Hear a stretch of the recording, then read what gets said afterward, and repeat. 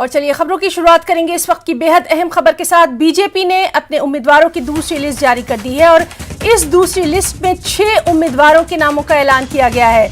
जिन उम्मीदवारों के नामों का ऐलान किया गया है उनमें देहरा से रमेश धवाला को टिकट दिया गया है, ज्वालामुखी से रविंद्र सिंह रवि को टिकट दिया गया है, कुल्लू से महेश्वर सिंह को टिकट दिया गया है, बड़सर से माया शर्मा, हरौली से राम कुमार और रामपुर से कौल नेगी को टिकट दिया गया है। तो जिस सूची का इंतजार था बीजेपी की उम्मीदवारों की, वो दूसरी लिस्ट आ गई है। दूसरी लिस्ट में 6 उम्मीदवारों के नामों का ऐलान किया गया है। देहरा से रमेश धवाला, ज्वालामुखी से रविंद्र सिंह रवि, कुल्लू से महेश्वर सिंह, बड़सर से माया शर्मा, हरौली से राम कुमार और रामपुर से कौल नेगी को टिकट दिया गया है।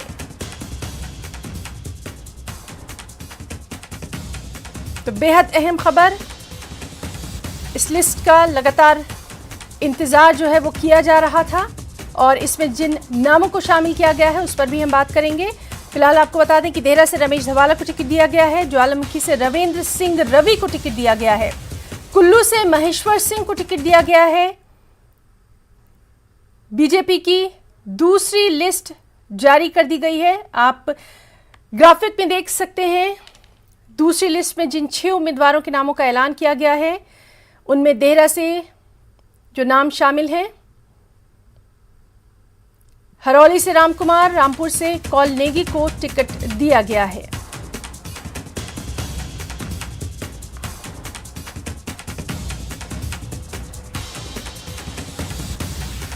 और चलिए सीधे रुक करेंगे, हमारे साथ मौजूद हैं रवि मिश्रा दिल्ली से और साथ ही साथ हमारे साथी रणबीर भी मौजूद हैं। रवि मिश्रा, दूसरी लिस्ट भी जारी कर दी गई है। इन नामों को जब हम देख रहे हैं तो बहुत से ऐसे नाम हैं जो कहीं ना कहीं चौंकाने वाले हैं। रवि,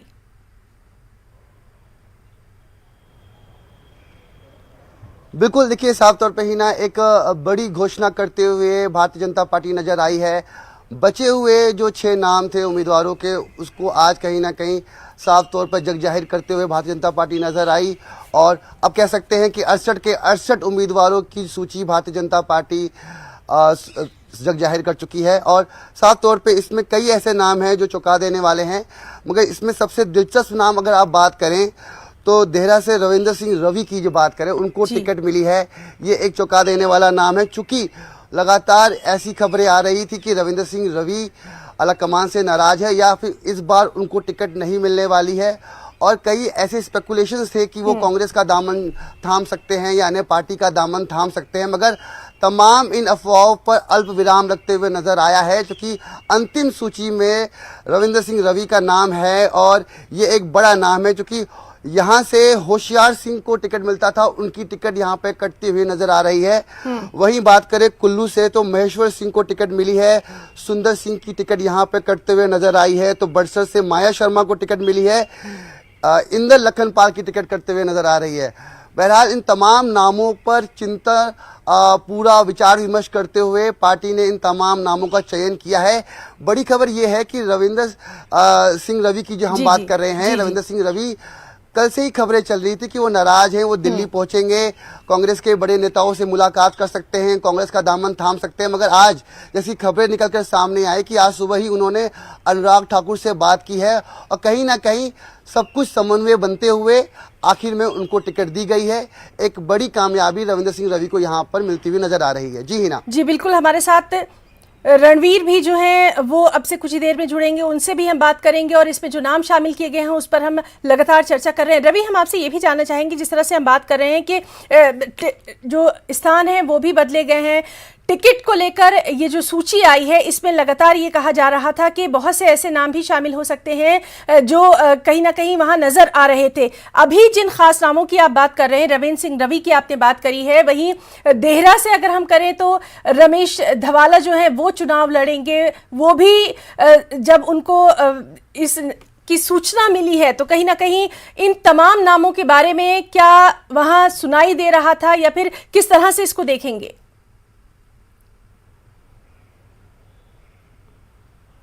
बिल्कुल, देखिए साफ तौर पर अंतिम सूची में कहीं ना कहीं पेच फंसा हुआ था। देखिए 68 विधानसभा सीटों में 62 विधानसभा सीट हिमाचल की भारतीय जनता पार्टी ने वो घोषित कर दी अपनी पहली सूची में।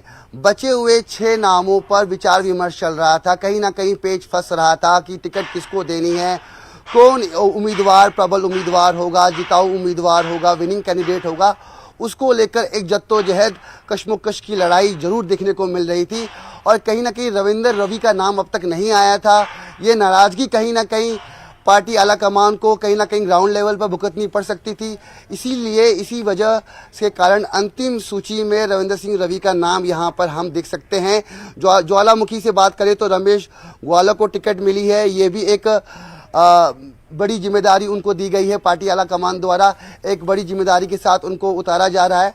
तो इसमें सबसे दिलचस्प नाम रविंद्र सिंह रवि का है, क्योंकि कल तक खबरें चल रही थी कि वो दिल्ली में कांग्रेस के हमारे साथ शीर्ष नेताओं से मुलाकात कर रणवीर भी सकते मौजूद हैं। है। रणवीर, सीधे आपका रुख करना चाहेंगे, जिस तरह से हमारे साथी रवि बता रहे हैं, रविंद्र सिंह रवि को आखिर टिकट मिल गया है। जी हाँ, देखिए इस पूरी सूची को देखें तो लंबी जद्दोजहद जो है और मशक्कत जो भाजपा का आला कमान है उसको करनी पड़ी है। रविंद्र सिंह रवि पूर्व मंत्री प्रेम कुमार धूमल के बेहद करीबी, देहरा से वो जो है पहले चुनकर आए हैं। जो रमेश धवाला है अभी वर्तमान में ज्वालामुखी से विधायक थे।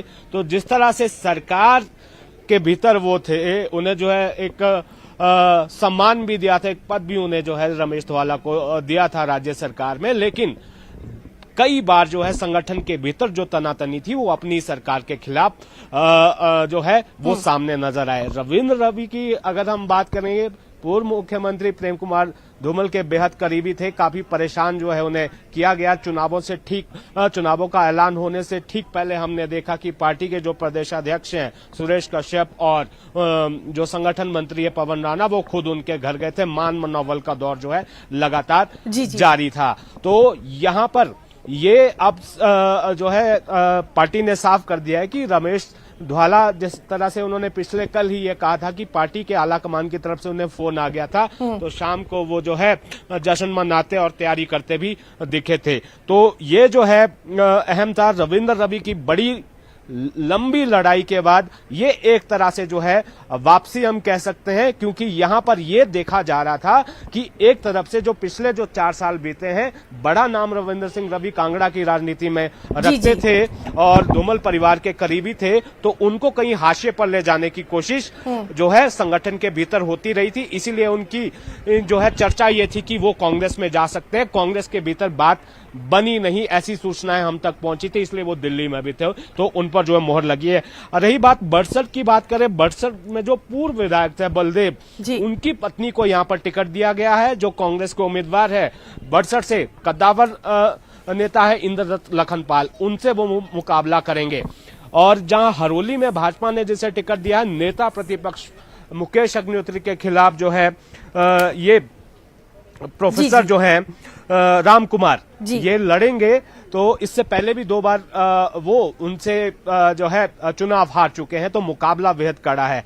रामपुर की बात करें, रामपुर में ये लग रहा था कि किसी नए चेहरे की तलाश भाजपा को थी। जिस तरह से मुख्यमंत्री के रामपुर दौरे के दौरान हमने देखा कि कौल सिंह नेगी को बिल्कुल साथ रखा गया था और उन्हें सरकार में भी एक पद जो है दिया गया था। और स्मृति ईरानी का जब दौरा हुआ था तो प्रमुख चेहरा कौल नेगी ही नजर आ रहे थे। कौल नेगी का टिकट मिलना जो है तय था, और लेकिन मशक्कत बहुत यहां पर करनी पड़ी है। लेकिन यहां पर यह भी देखना होगा कि कुल्लू की जहां तक बात करें, महेश्वर सिंह राज परिवार से आते हैं, पूर्व में सांसद रहे हैं, कद्दावर नेता हैं। पिछला चुनाव वो माफ कीजिएगा, पिछली दफे जो है उन्हें टिकट नहीं मिला था और अभी ऐसा लग रहा था कि कहीं ना कहीं उनका जो परिवार है वो राजनीतिक तौर पर कहीं हाशिए पर न चला जाए, तो लड़ाई वो लड़ रहे थे, उसमें जो है महेश्वर सिंह को कामयाबी मिली है। लेकिन सुंदर सिंह ठाकुर से मुकाबला है, जो कांग्रेस के जो मौजूदा विधायक है, वहां से मुकाबला जो है कड़ा होने की उम्मीद है। लेकिन भीतरघात किस तरह से होगा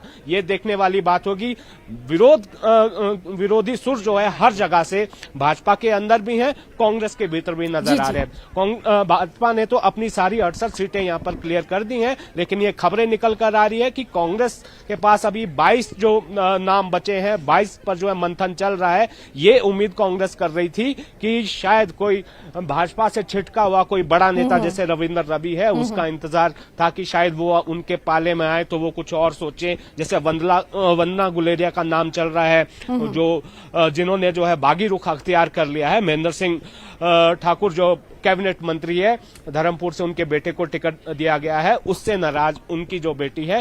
तो ये शायद कांग्रेस इंतजार कर रही थी कि कुछ बड़े चेहरे, बड़े नाम जो है उनके पास जुड़े तो वो ये 22 जो है घोषणा करेंगे। अब शायद ऐसी उम्मीद की जा रही, जो हमारे सोर्सेज कह रहे हैं कि शायद जल्द ही अब ऐलान किया जाएगा, क्योंकि अब नॉमिनेशन की तारीख जो है 25 अक्टूबर है और बीच में 3 छुट्टियां भी है ना। जी रणबीर, आप और रवि दोनों हमारे साथ बने रहिए। इस वक्त एक और अहम खबर अपने दर्शकों को दे दें। कांग्रेस आज जारी कर सकती है प्रत्याशियों की दूसरी सूची। दूसरे दलों से आ रहे नेताओं का इंतजार, जिस तरह से हमारे साथी रणबीर अभी बता रहे थे कि कांग्रेस अपनी जो दूसरी सूची है वो आज जारी कर सकती है, प्रत्याशियों की दूसरी सूची जारी कर सकती है। दूसरे दलों से आ रहे नेताओं का इंतजार है। प्रदेश प्रभारी राजीव शुक्ला का बयान सामने आया है कि प्रियंका गांधी की 4 रैलियां होंगी और 4 रोड शो होंगे। तो एक और ये अहम खबर, अब इंतजार है कांग्रेस की आज की जो लिस्ट है प्रत्याशियों की वो आ सकती है। दूसरे दलों से जो नेता हैं क्या वो कांग्रेस में शामिल होंगे? जिस तरह से अभी रणबीर बता रहे थे कि किसी बड़े नाम का जो है वो इंतजार कांग्रेस में किया जा रहा है और इसी पर लगातार हमारी नजर रहेगी। प्रदेश प्रभारी राजीव शुक्ला का बयान भी आया है कि प्रियंका गांधी यहां पर 4 रैली करेंगी, 4 रोड शो करेंगी। एक बार फिर से अपने साथियों का रुख करना चाहेंगे। रवि, आपसे हम जानना चाहेंगे, जिस तरह से लगातार हम देख रहे हैं कि काफी अहम जो मीटिंग का दौर है वो दिल्ली में लगातार जारी रहा। एक एक नाम पर, एक एक जो इलाका है वहां पर काफी मंथन किया गया। उसके बाद आज जो ये दूसरी सूची आई है इसमें तमाम अहम नाम जो है वो शामिल दिखाई दे रहे हैं। रवि,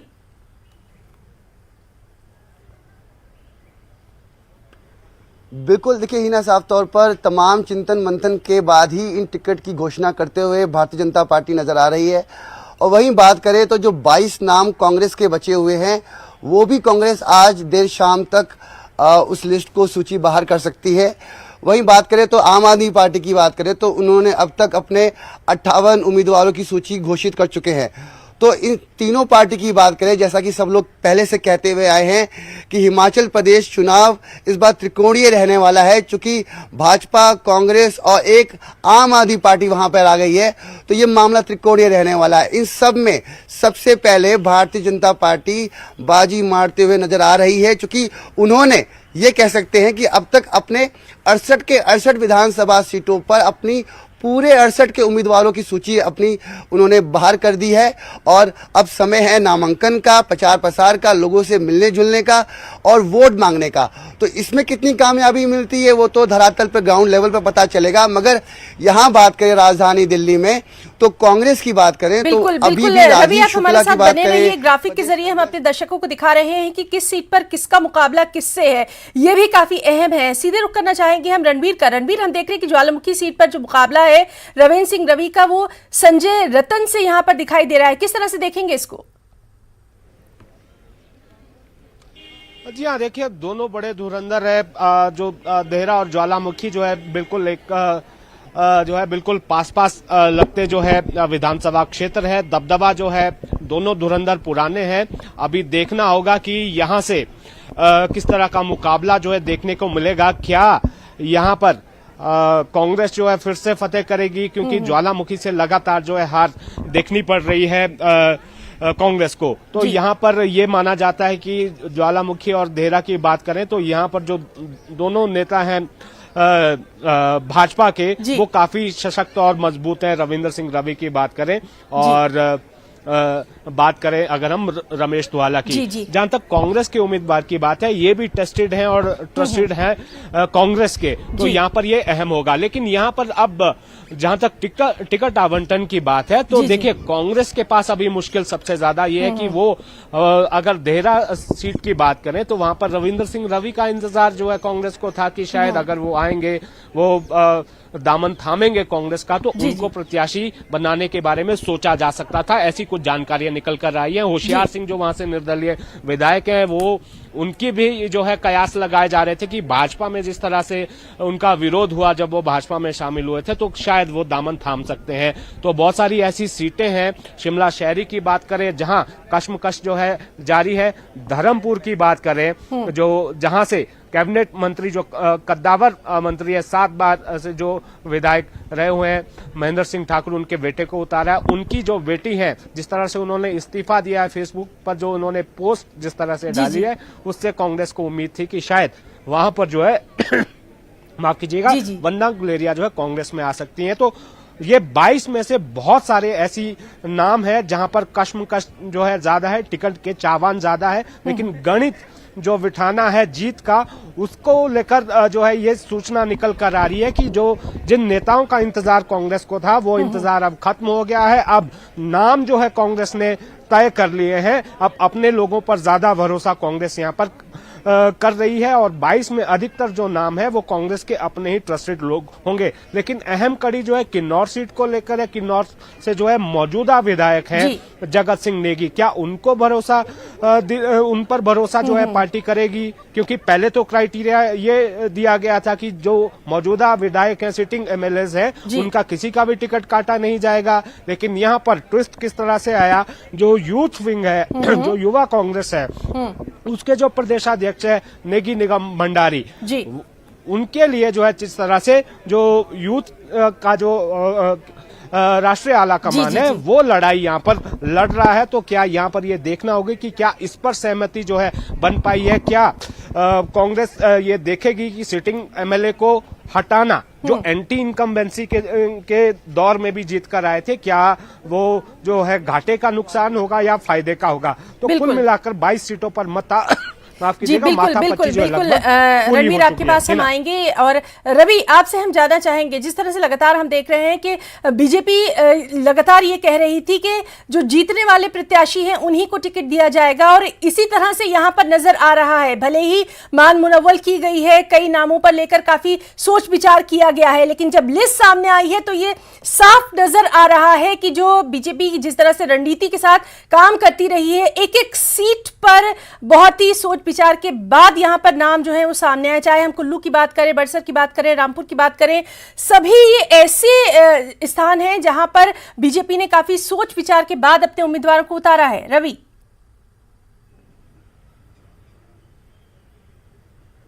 बिल्कुल, देखिए सोच विचार के साथ उतारा गया है और सबसे बड़ी बात है कि काफी मेहनत की गई है।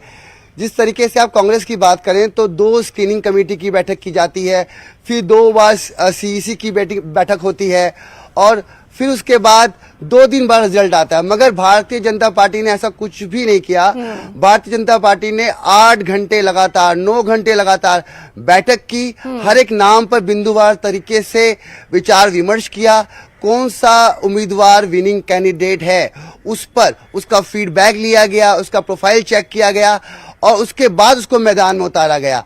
वही बात करें आप, जैसे हमने बात की रविंदर सिंह रवि की, तो कल से खबरें आ रही थी कि वो नाराज है, मगर देखिए अंत में पार्टी ने उनको सेटल डाउन किया, उनकी नाराजगी दुरुस्त की। वो अन्य विधानसभा सीट से टिकट मांग रहे थे मगर उनको भी टिकट दी गई और अंत में पार्टी ने नाराजगी उनकी दूर की। कहीं ना कहीं इसका फायदा भारतीय जनता पार्टी को ग्राउंड लेवल पर होते हुए नजर आएगा। जी बिल्कुल रणवीर, एक और जो सीट है जिस पर मुकाबला दिलचस्प होता हुआ दिखाई दे रहा है, हरौली है, जहां कांग्रेस विधायक और नेता प्रतिपक्ष के सामने राम कुमार को उतारा गया है। जी देखिए, जिस पर प्रोफेसर पर जो है फिर से भरोसा जो है जिस तरह से भाजपा ने जताया है, उससे लग तो यही रहा है कि जिस रिवाज बदलने की जो है बात भाजपा कर रही है, तो उस लिहाज से प्रोफेसर राम कुमार जो है कितना जो है भाजपा की उम्मीदों पर खरा उतर पाएंगे ये तो आने वाला वक्त बताएगा। लेकिन इतना जरूर है कि नेता प्रतिपक्ष है बहुत मजबूत आधार उनका है और जो हरौली विधानसभा क्षेत्र से वो लगातार प्रतिनिधित्व करते आ रहे हैं। एक अच्छा खासा जो है वोट बैंक उनका वहां पर है और यहाँ पर यही वो वजह थी कि शुरुआती दौर पर 62 नामों की जो लिस्ट जो भाजपा ने जारी की थी, हरोली को जो है होल्ड पर रखा गया था। हरोली में जो है मंथन भाजपा ने किया है, लेकिन यहाँ पर अभी अगर ना केवल अगर हरोली की बात करें, अब भाजपा के जो 68 नाम है और कांग्रेस के 46 नाम है। देखिए हिमाचल में जिस रिवाज बदलने की बात जो है माफ कीजिएगा भाजपा कर रही है, हिमाचल में अभी तक क्या होता है, कैडर और विचार वो अलग रहता है। यहाँ की जनता और जो न्यूट्रल वोटर होता है वो चेहरे के पीछे जाता है, चेहरों की राजनीति ज्यादा होती है। चेहरों के लिहाज से देखे कांग्रेस ने जो है कुछ जाने माने पहचाने और टेस्टेड और ट्रस्टेड, बार बार ये शब्द हम इस्तेमाल कर रहे हैं, वो चेहरे उतारे हैं जी। जबकि भाजपा ने बड़े स्तर पर बदलाव किया है। तो क्या ये रिवाज बदलेगा, क्योंकि जनता जो है यहाँ हिमाचल की वो एक चेहरे के पीछे चलती है, वो चेहरे पर भरोसा करती है। जो काम करने वाला व्यक्ति उन्हें लगता है, उसे विश्वास जो है यहाँ पर जताती है जनता। लेकिन इसी कड़ी को आगे बढ़ाएंगे। कुल्लू की अगर बात करें, जहाँ महेश्वर सिंह का मुकाबला जो है वो मौजूदा कांग्रेस विधायक सुंदर सिंह से होगा, कुल्लू की बात करें। जी हाँ, मौजूदा विधायक की बात करें सुंदर सिंह ठाकुर की, देखिए अगर जो अंदरूनी खबरें जो हम तक पहुंची है, पार्टी के भीतर जो है ज्यादा कुछ स्थिति सुंदर ठाकुर की ठीक नहीं है, लेकिन जनता जो है उनके साथ है, ऐसा जो है नजर आ रहा है। क्योंकि पिछले जो 5 साल वो हमने देखा है जिस तरह की कार्य प्रणाली उनकी रही है। सड़कों पर हमने जो है देखा है, धरने प्रदर्शन करते हुए ने देखा है। कुल्लू में डॉक्टरों की कमी हो तो उसके लिए वो हाईकोर्ट भी गए। और महेश्वर सिंह की जहां तक बात है, बड़े कद के नेता है, सांसद जरूर रहे हैं भाजपा के, हिविका से भी एक बार जो है वो चुनाव लड़कर जो है जीते हैं। मुकाबला बेहद दिलचस्प है। कुल्लू में क्या है, कुल्लू की जो सीट है वहां पर भाजपा को सबसे ज्यादा जो डर है वो भीतर घात का है। तो यहाँ पर देखना होगा कि किस तरह से भाजपा अपने अंदर की चुनौतियों से निपटेगी और बाहर किस तरह से निपटेगी। और दूसरी बड़ी बात यह है जी राज परिवार है कुल्लू का और उनके बेटे भी जो है, बहू भी जो है मैदान में जो है देखने को मिलते हैं, चुनावी राजनीति में सक्रिय हैं। तो परिवारवाद की जहां पर बात आती है तो वहां पर वो घिरते हैं।